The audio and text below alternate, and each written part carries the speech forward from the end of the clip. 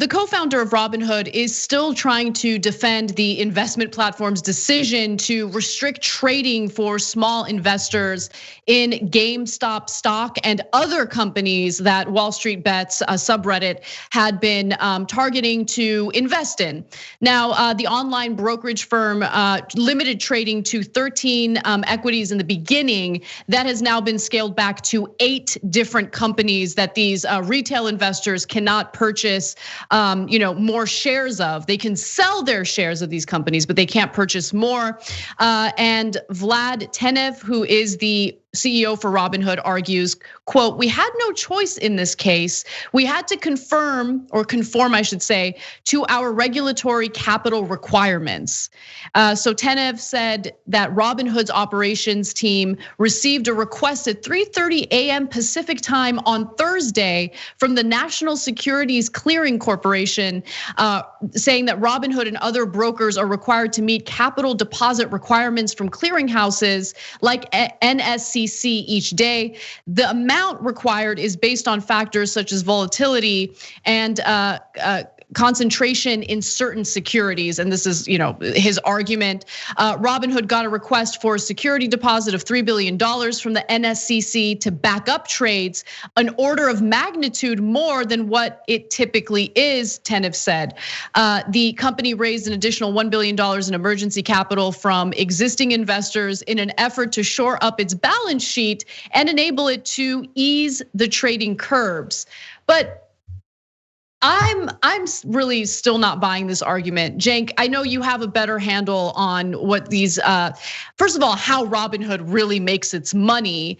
But are you buying this argument? Do you genuinely think that the regulators, they twisted our arm and we had no choice but to stop the retail investors from buying shares of these companies?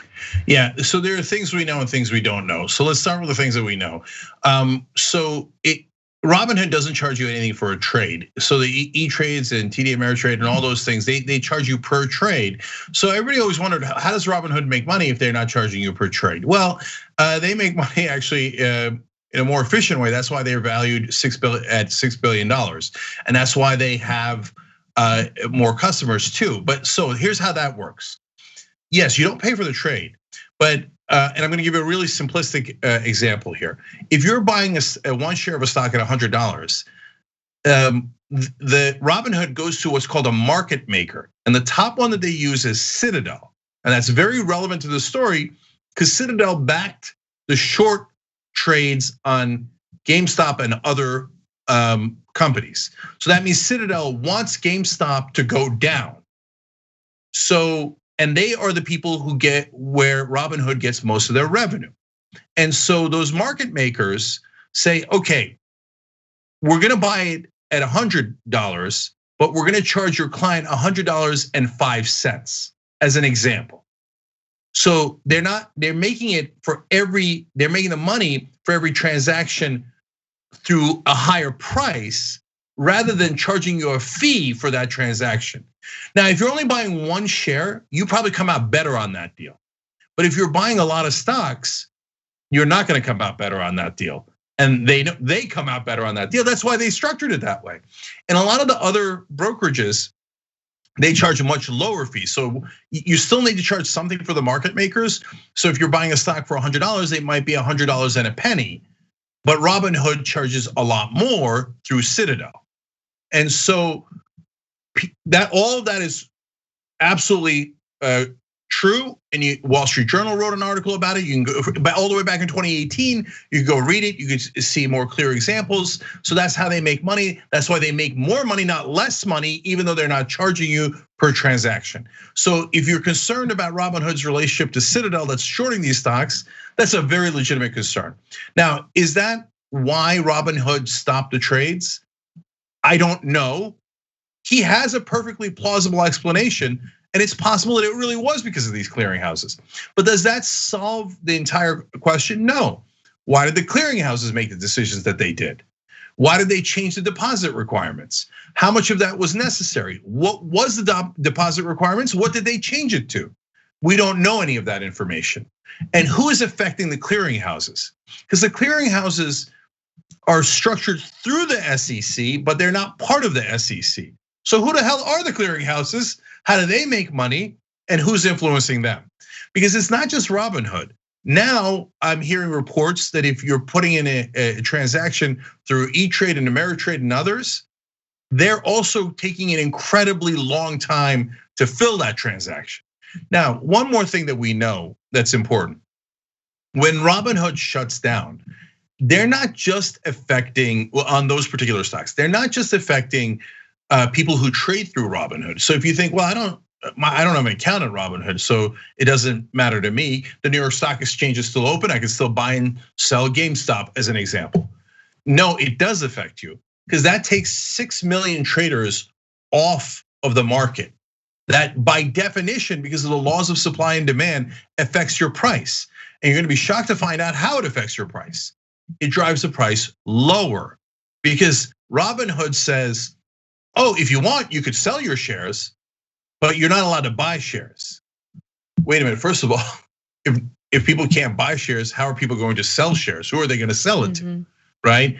And if you can't buy, that by definition is going to drive the price lower. And who benefits from a lower price? The giant hedge funds on Wall Street that are shorting the stock, betting on it to go down.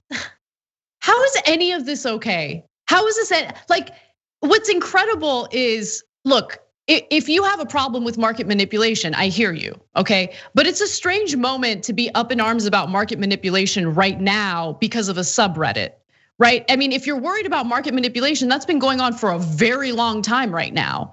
I mean, especially with these hedge funds that end up, shorting certain stocks, and then they get to go on CNBC to brag about how they shorted these stocks, which, what do you think happens? You don't think that's a form of manipulation?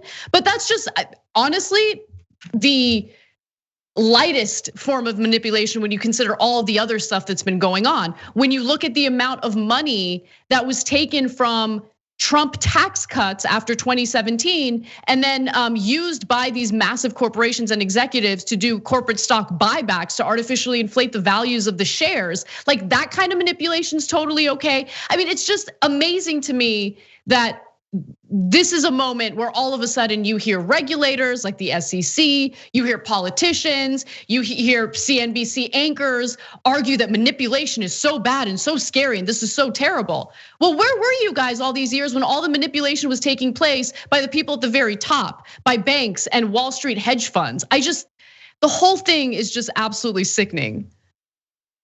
Yeah, so many great comments from our members.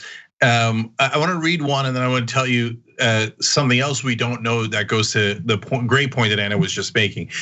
Chicago Guy Nye writes in, remember folks, when you're thinking about things like Robinhood, if a service is free, you are the product, not the customer. Exactly. That's a really good way of pointing out what the part of the issue here is. We have the smartest audience in the world. I love it. By the way, tyt.com/join to get your comments read like that and be part of the show. Okay, so now to Anna's point. Now, I don't know what the deposit requirements at NSCC are, okay? So that's a clearinghouse for Robinhood. But I also don't know what the deposit requirements are for the hedge funds. Are they the same deposit requirements or are they different deposit requirements? Well, that's something that everybody should know because when Robinhood stopped trading, the hedge funds didn't. The New York Stock Exchange was still open. So the hedge funds could do anything they wanted. Now, it might be because they had more deposits in there. Number one, we don't know that. Number two, guys, this is the most important point. You wanna know what is systemic risk? Leverage. And that is what the institutional investors, the big guys like the hedge funds use. And so if you lose 50 bucks on GameStop, it is not systemic risk. And everybody keeps talking down to people like the anchor, Stephanie Rule is among the worst of them. She's on MSNBC. She's constantly looking down her nose at people. Do they even know they could lose money? Yeah, Stephanie, they know that. Yes, they know that. And so you don't have to treat us like children. Yes, they know that they could lose their money. Now, but if they lose their money, the whole economy doesn't crash. Why did it crash in 2008 and why are people worried now? Because if the hedge funds lose all their money, it's not just their money that they're losing, they're leveraged. So they will make sometimes up to a $10 bet when they don't have the $10. They're using $1 and they're using leverage to make a $10 bet with it. Now that's called gambling. They can call it anything they like. Oh yeah, it's financial creativity and we need that kind of ingenuity in Wall Street. No, we don't. No, we don't. You need some degree of leverage for capitalism to work. The question is how much and in what areas. So don't tell me that the guy betting $50 on GameStop is a systemic risk and we should regulate him, but we shouldn't regulate a guy taking a $3 billion risk that he has got giant leverage on. And if he goes under, it's not that he just loses his own $3 billion, meaning his investors $3 billion, but then that creates a domino effect. Because Citadel didn't short the stocks. Citadel backed Melvin Capital that was shorting the stocks. Because so then if Melvin Capital is in trouble, Citadel, which is much larger, is in trouble. And then everybody's in trouble. Why? Because they were doing out of control gambling. They never regulate that. That causes the crashes. And then the minute you take a tiny little risk, they're like, oh, we got to regulate Bob. Bob in Nebraska is the problem. No, leverage is the problem. It's what causes every single crash. Thanks for watching The Young Turks. Really appreciate it. Another way to show support is through YouTube memberships. You'll get to interact with us more. There's live chat emojis, badges. You've got emojis of me, Anna, John, JR. So those are super fun. But you also get playback of our exclusive member-only shows and specials right after they air. So all of that, all you gotta do is click that join button right underneath the video. Thank you.